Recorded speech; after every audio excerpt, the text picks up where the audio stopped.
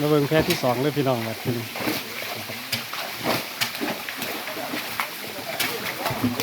เบิดแล้วบ่ฮัม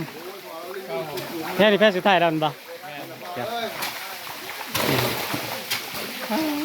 ได้มาตรฐานอยู่ป่าซ้ำนี่มาตรฐานเจ้ประมาณนี้เจ้ทอดปลาโล5 ขีดนี่ฮะ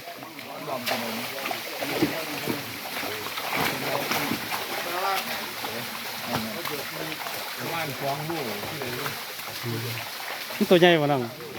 จ้ะ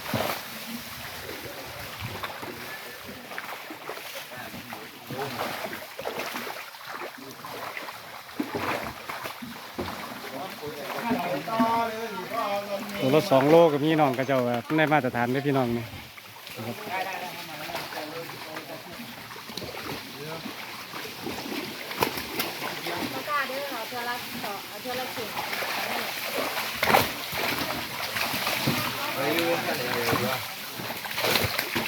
ลุงแค่ไหนอ่ะ